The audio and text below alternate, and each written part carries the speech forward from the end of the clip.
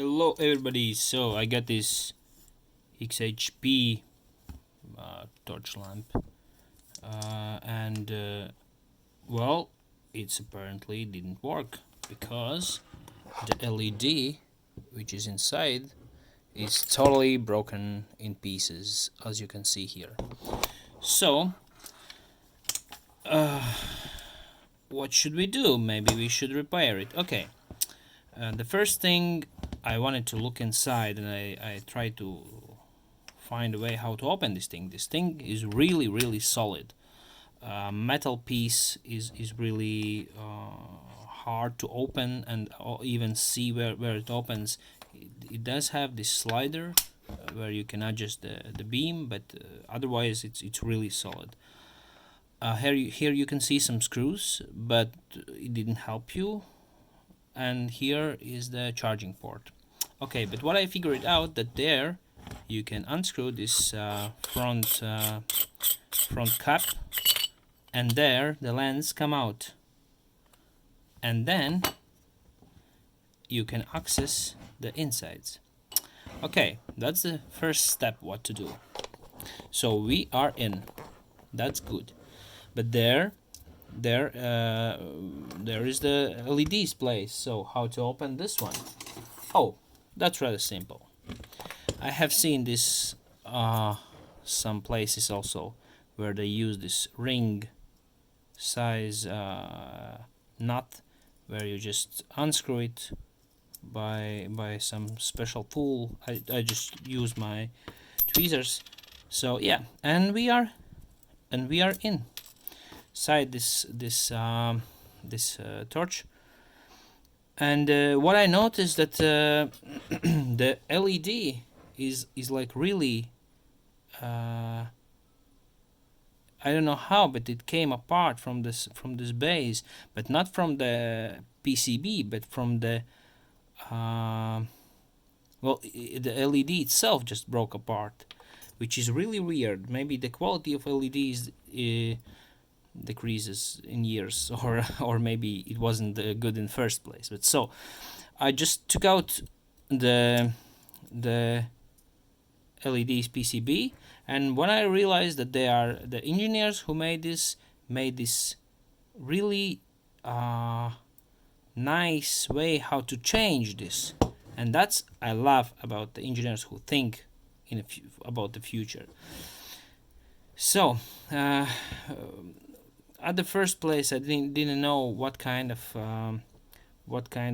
LED this is and the torch, and I start to searching about this in the internet, and then I find out in some places that this is XHP70 or 70. So I didn't know exactly which model this is. So I ordered a bunch of LEDs, as you can see here, and I will try. I know that the voltage of this LED is not 3 to 4 volts, but it's 6 to 7 or even 7 to 8. Well, we will measure it right now. So I will use my cheap multimeter to see what kind of voltage is there. So when we press this once,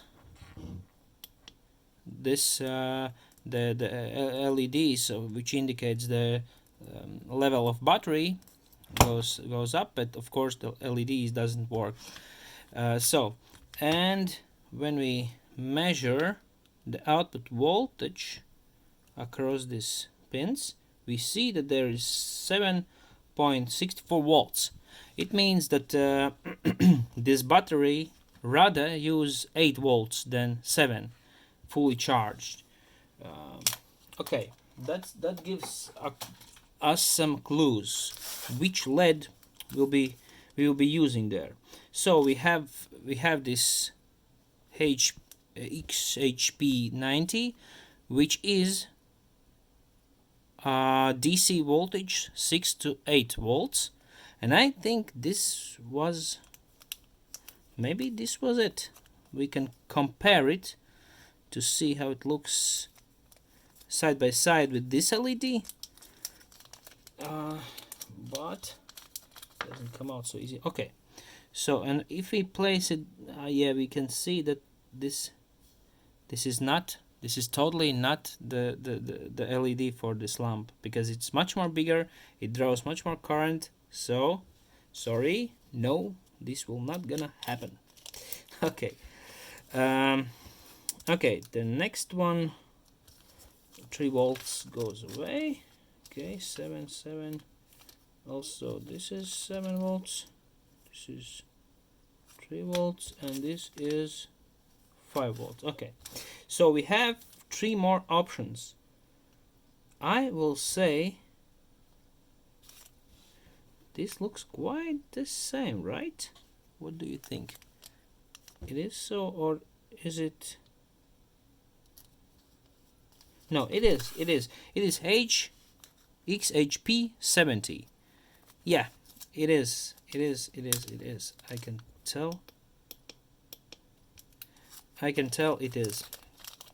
So, yeah, it's really, yeah, it's really nice looking LED. So what we will gonna do, we will gonna solder. Sorry, maybe this wasn't also in a frame. So I will solder this, unsolder the wires, and solder to the LED. So I will use my soldering iron. This is a TP ATP, but I will use a little bit higher temperature, because when I try to unsolder the wires, I noticed that it heats up the LED, this PCB also. So that's why in this case I use a bit higher temperature. So yeah, okay. And while the LED is off, there's no current, there's no voltage across the LED, so I can easily use some kind of tools like this to hold this in place. Of course, this will go straight in the garbage because it's damaged. There is no use for it. Maybe the PCB can be used to replace another LED if we can. Yeah, there is another option when we can buy just this LED and replace the LED by unsoldering the LED from the PCB, but the prices are not so huge. Also, this one LED from China, I don't know, it cost me. Well, I spent a fortune on these LEDs, to be honest, because I wanted to have some laying around, because if I will need them, I will be able to use them. But for now, yeah. But for now, I think it's if we buy just one, it will cost something around $5 or $6 or something like that. Yeah. Okay, I can see that there is a little plus sign. And I assume that there is a plus over there, and a minus is in right opposite side, and we will test it. So we will test it, how it will work. Okay, so let's go. But we'll have to solder it on the side like this. Yes. Okay.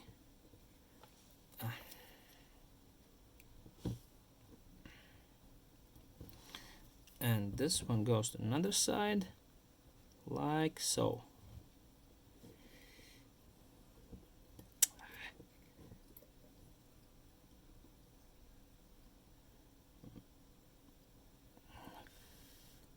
Missing some tools over here.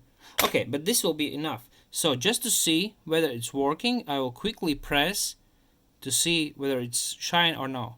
And it shines. Oh, it's so bright. Oh my god. I'm blind for a second. Oh my god, it was really bright. It was really bright. Oh my god.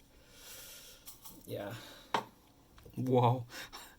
Don't ever do that. you can really damage your eyesight. It's really dangerous. I can tell you. Okay, why did I do this really quickly? Because there is a catch.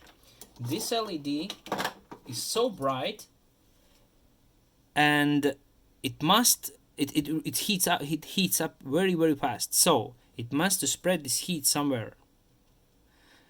And as this case is from metal, there inside here you can see that there is this white stuff, and this white stuff is actually a thermal paste. So a thermal paste to conduct the heat from this LED to this metal case. Okay, so I will try to remove this old one, and maybe I have some glue, not a glue but a paste laying around somewhere in my shop. So and I will replace it by new one. Okay, so I think the reason why this LED died was exactly how to say, because of this thermal properties.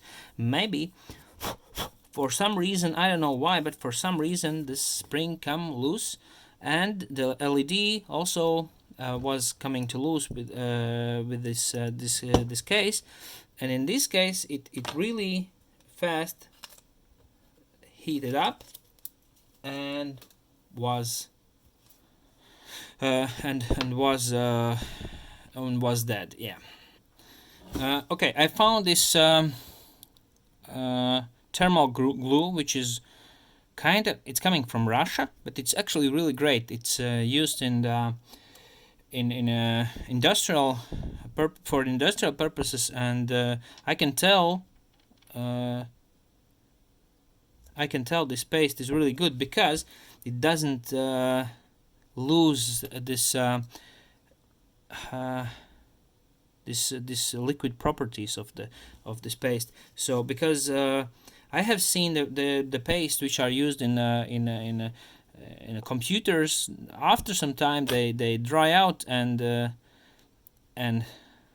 then it's worse. It's really bad because when the processors or some heat elements lose the contacts with the heat sinks, they go bad very fast. So that's why I trust this one.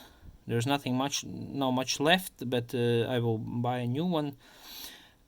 But I can tell this is good stuff because I used it before, and I can tell this is great because it will never lose this liquid properties. Okay, so we apply the paste. Let's try to push it back, and easily, just like that, the LED goes inside its place. Does it fits in this place? We will see.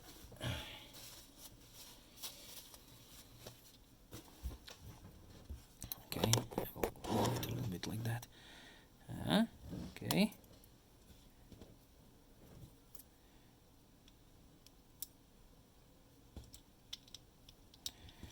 And yes, it goes inside really nicely, and we can see that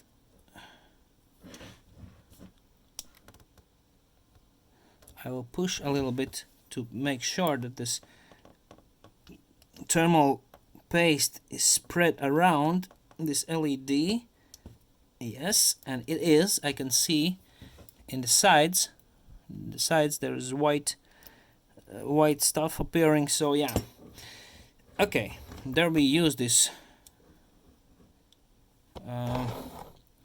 There we use this plastic rings to protect this LED from shortening, because the spring is also made from metal, which means that it could. Okay, maybe we will use only this, because we can see that this plastic piece is a little bit let's say melted because I think it's from the heat. So maybe I can try to put it back. How does it came? Okay, maybe we'll just leave it as it is without this metal without this plastic stuff. Okay, so and there is our metal ring. Okay, let's try to push it back nicely. Okay, doesn't go that easy. Yes, maybe I need a special tool for this, but okay, just one time repair. I don't see how this will benefit my shop if I will have some tool like that. Yeah, but it's not so easy actually, it's quite tricky. Yes. Okay. Maybe just use my fingers instead of... Yeah, it worked. Okay, so now I have to make sure that the LED is really pushed back close to the case, and then I can apply this ring as far as I can. Yes.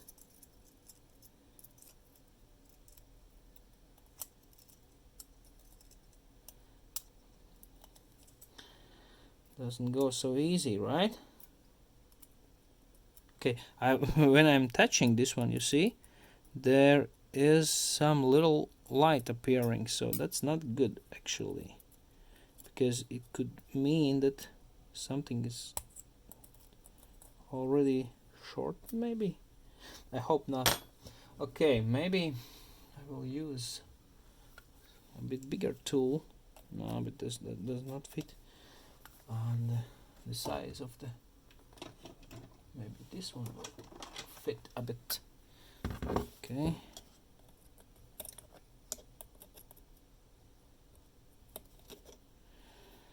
Yeah. Okay, be careful to apply the force of this spring.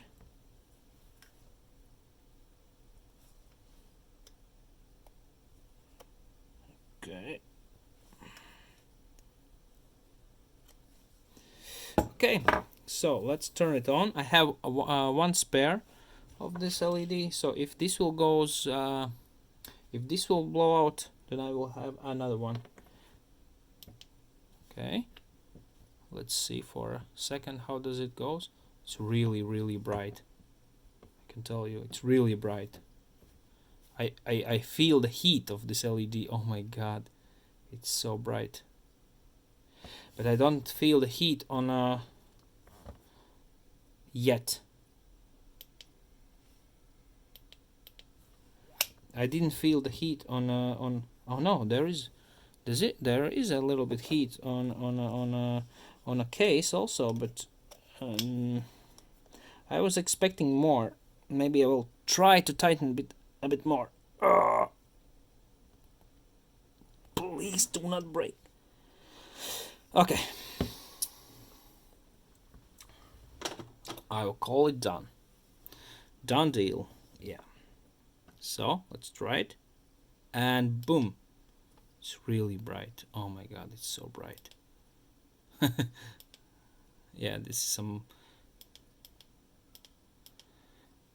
The first mode, it's I guess it's full brightness. The second mode is I would say some dim mode, and the third one is a blinking mode, and of course the next one is off mode. Well, this was quite interesting experience to repair, but as you can see, this is easy fix, easy repair. Just be careful not damage the LED, and make sure the thermal paste is applied and there is a good contact with this LED and a case. Otherwise this LED will goes this LED will goes off after some hour or so. Yeah, but this is really great torch. Yeah, thank you for watching. Hope this was useful. And there is also a sign here that says hot. Yeah, it is true. It is really hot. Thanks.